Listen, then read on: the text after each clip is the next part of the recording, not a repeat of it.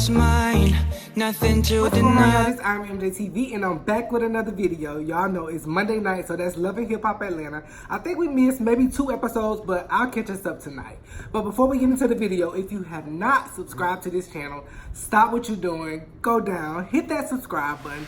Also, make sure you hit that notification bell so whenever I do post new content, you get notified. But let's go on and get into this video, y'all. So tonight, y'all, this episode was pretty much Kirk and Rasheeda invited most of the couples on a little cabin trip. You know, they hadn't, connected, of course, since last year, the last cabin trip they went on. So Kirk and Rasheeda decided, hey, let's get all the couples.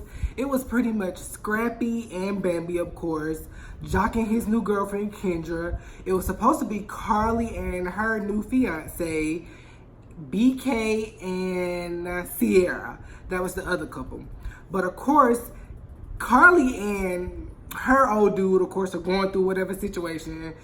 I think he may have a baby on her or something to that effect. Something in Carly's storyline, of course.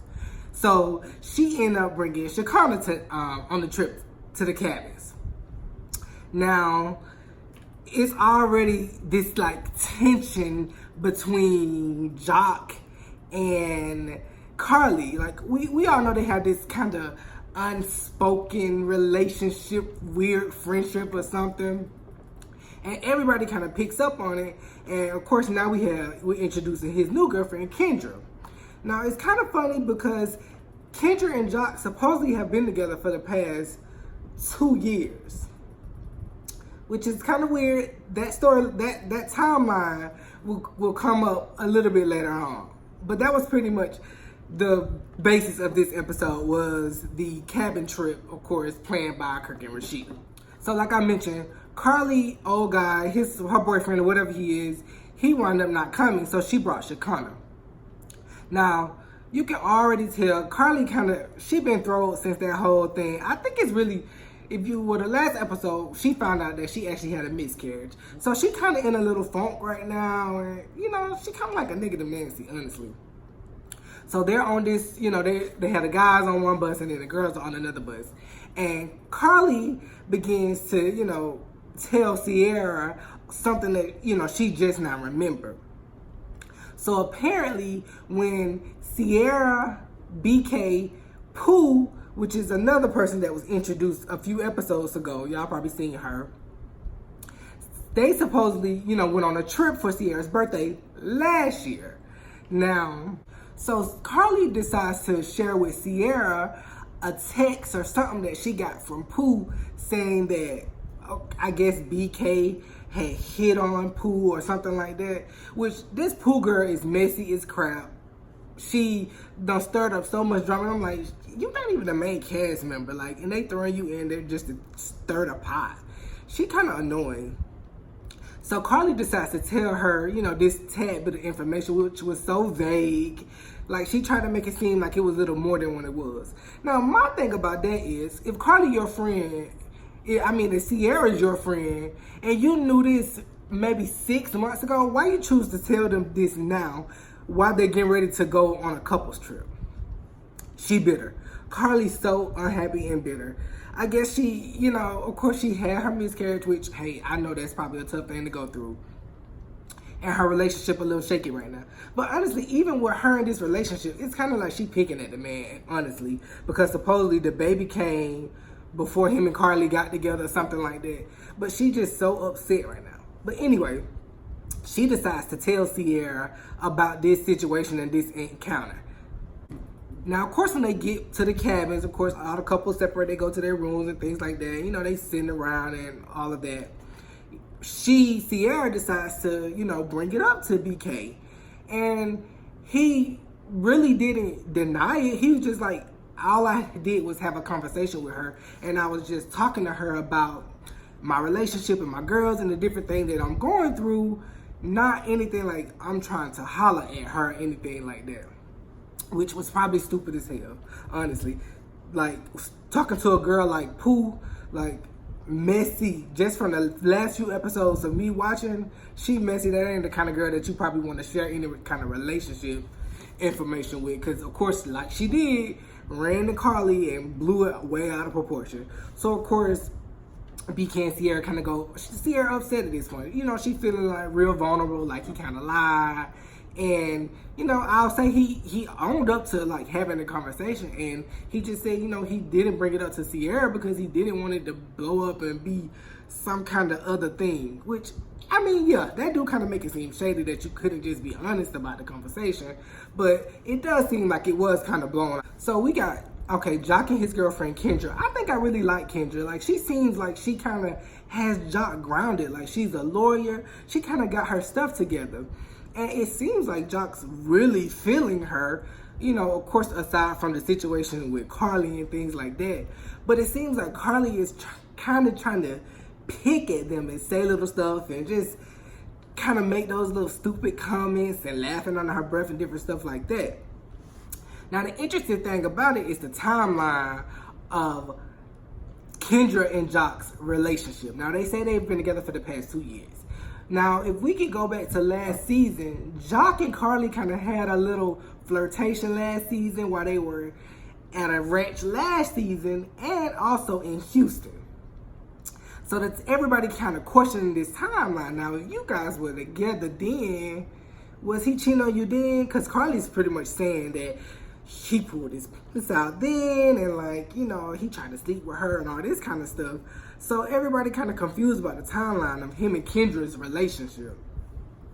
But of course, she kind of new to the group, so she just coming around, so she kind of don't know what to believe.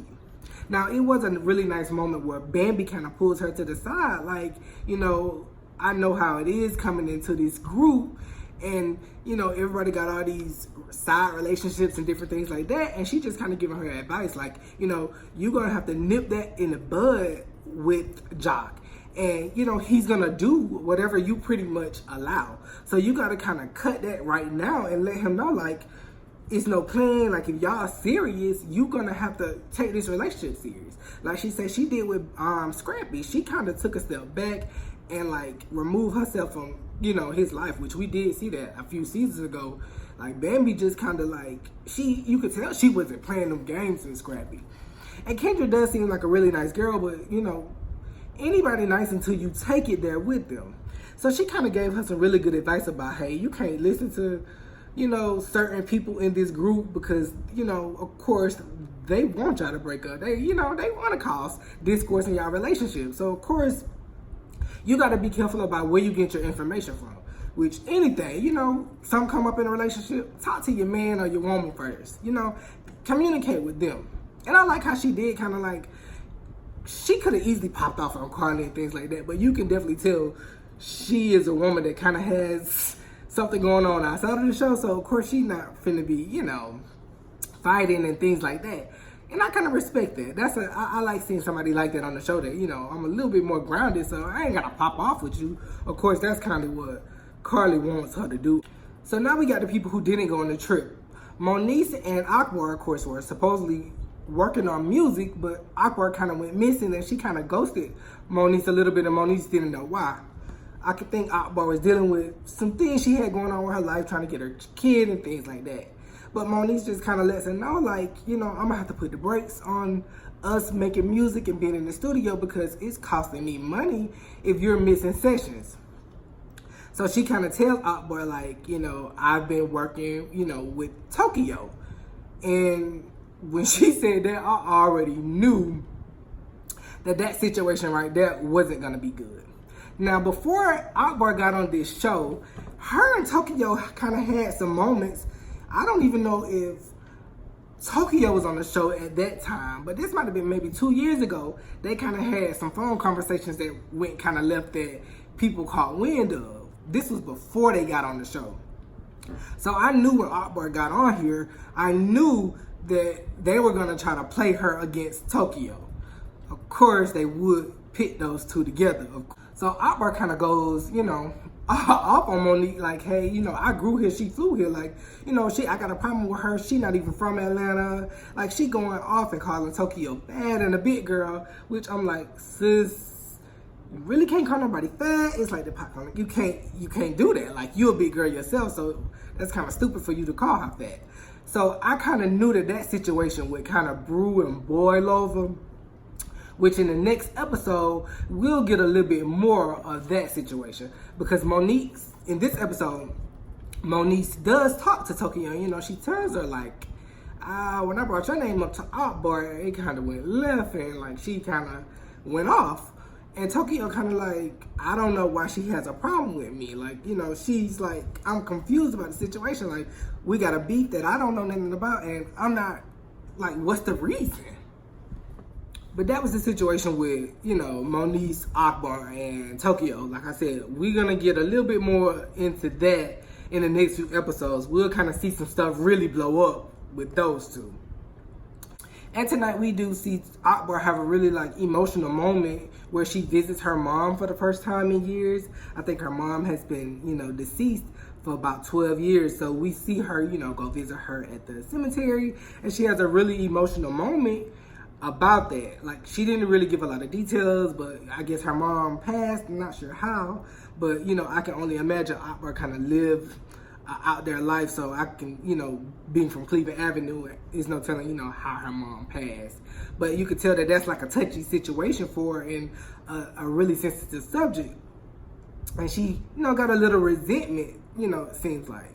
But she meets some guy, you know, I guess a friend in the park, and, you know, he's trying to tell her, like, you know, you need to really, like, start thinking about your relationships and within the industry. And, you know, she kind of got that still street about her. So she, you know, she feel like he working with other females, which says you gotta let that go. Like, it's enough room for all of y'all. Like, and like Tokyo said, Atlanta like a melting pot of people right now. They people from everywhere here. So you just can't claim the queen of Atlanta and the rap queen of Atlanta. It's just, you just need to do what you do and keep making your music, because trying to make yourself the queen of Atlanta it's pointless at this point.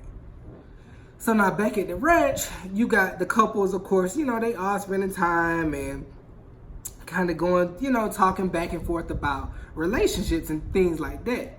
Now, I'm a little questionable and side-eyeing Kirk and Rasheeda being the one that's giving out a lot of advice about relationships.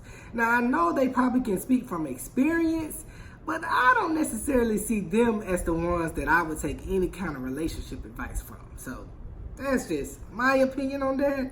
I don't know. Y'all may feel differently. I don't know. I mean, of course, like I said, they got the experience. Kurt done got babies on her. Like, they've been together. He done cheated and cheated. So, yeah, they may have a lot of, you know, experience to talk to them about. But I'm thinking maybe they might have should have brought in a real relationship counselor or something that could really give them some tools to kind of make it. Because I don't necessarily know, like I said, if they got the credentials to give anybody some relationship advice, but they do. And it was a shocking moment where they, you know, they were talking about, Rasheeda and Kirk are talking about their relationship, and Rasheeda admits that, you know, she had some infidelity early on in her and Kirk's relationship. And I'm kind of like, girl, you probably talking about your bubblegum days and things like that. So you just trying to make it an even playing field that this man are cheating on you and got a baby, but hey, you know, ain't no relationship perfect. But, you know, that kind of shook the group, because, of course, everybody looking like, Rasheeda, oh my God. Like, they kind of shocked. And I don't know why they looking at their relationship as the one to model themselves after. I'm like, if Kirk and Rasheeda relationship is what y'all are modeling y'all relationship after, you might want to get some new role models, because I just don't see that as being anything that I would remotely look for as a guide for a healthy relationship. That's just me. So like I said, that kind of shakes the group up, and everybody's being honest about their relationships and different things like that.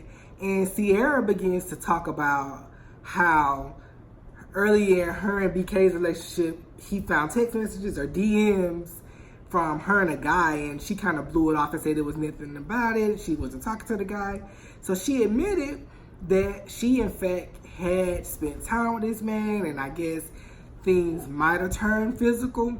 So I guess she took that, you know, that moment to kind of be like, hey, I stepped out on you also, so I'm going to be honest about it, which, I mean, that's pretty big, but I think they probably should have had that conversation privately first. I don't know why these people think it's going to be healthy for them to just explode all of their baggage out in front of a group of people like that. But hey, to each his own. Like I said, this episode was pretty much the basis of the cabin trip. Now next week we'll pretty much get to see, you know, I think Sierra may confront Pooh about those allegations with her and BK. But the big blow up next week will be the Tokyo and Akbar situation. I think that it may get a little physical. I'm not sure if they fight or anything like that, but it is gonna be a blow up next week. But like I said, this episode was pretty much all about the couple's little cabin retreat. But y'all let me know, do y'all think Kirk and Rasheeda can give anybody some relationship advice? Would y'all listen to them, you know? Or would you rather have a relationship that's a little bit more stable and healthy and got a little better background? Y'all let me know. But I'm gonna get out of here. Like I said, I'll be consistent now with doing my Love and Hip Hop. I just missed, I think, 2 episodes, but y'all probably caught up on them. But before we get out, like I said, if you haven't subscribed to this channel, stop, go down, hit that subscribe button. Also, make sure you have your notification bell on, so whenever I do post, you get my, notifications. But I'm gonna get out of here. I'll talk to y'all later and see y'all in the next video. Bye.